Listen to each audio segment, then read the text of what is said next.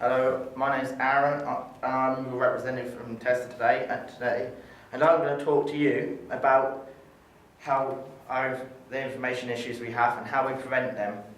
First of all, I'm going to talk about the legal issues, especially the Data Protection Act. The Data Protection Act is one of the most important acts that cover. The Data Protection Act makes sure that information is looked after correctly and that the data Act gives the rights for certain individuals to know information about us.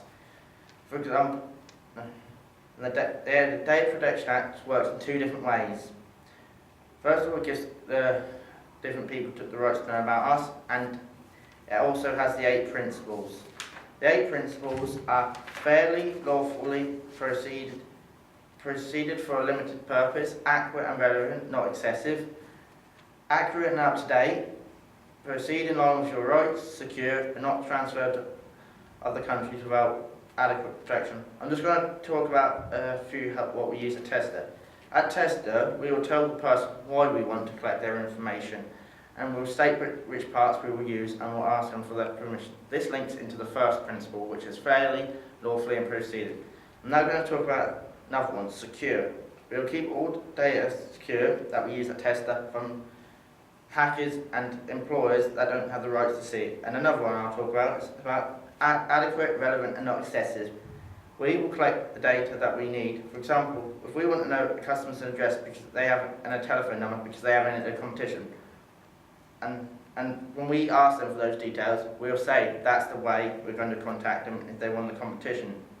And however, asking the colour of their socks and what are their favourite shoes is not relevant. So it's not excessive. The data becomes excessive because it would not help someone with the competition.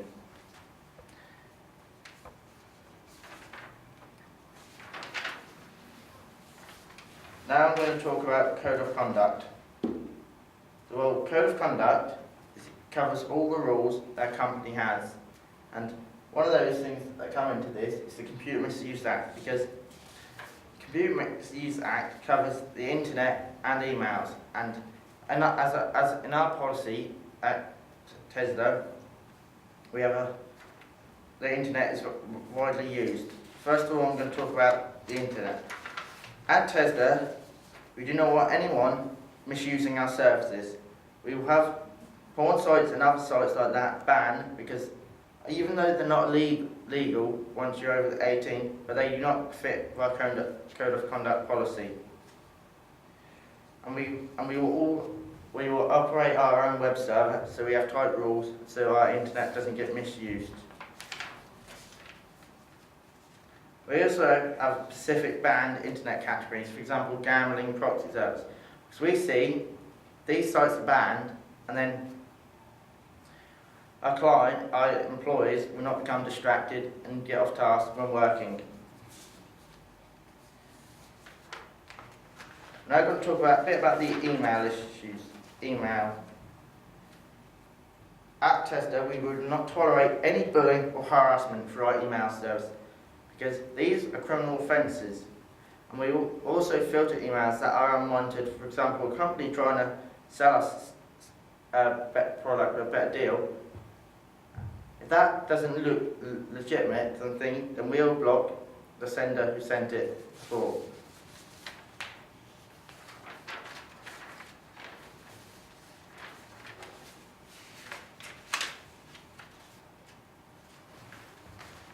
Now I'm going to talk about operational issues, what we have to deal with at TESDA.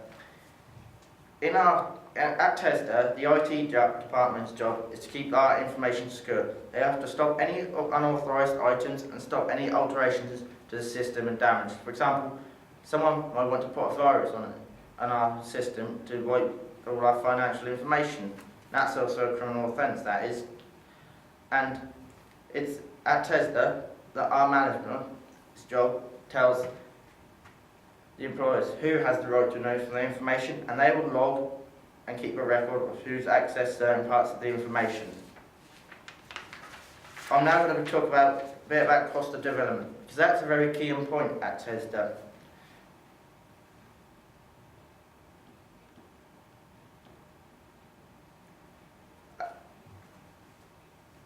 Developing a system, a new computer system, and even a retail thing, say improving our shops, costs quite a lot. Therefore, when we're developing something, we have to make sure it's cost effective for the business.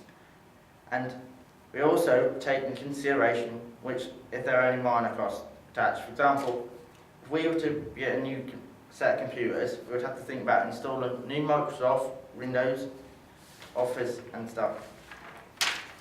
The end. Stuff that we need.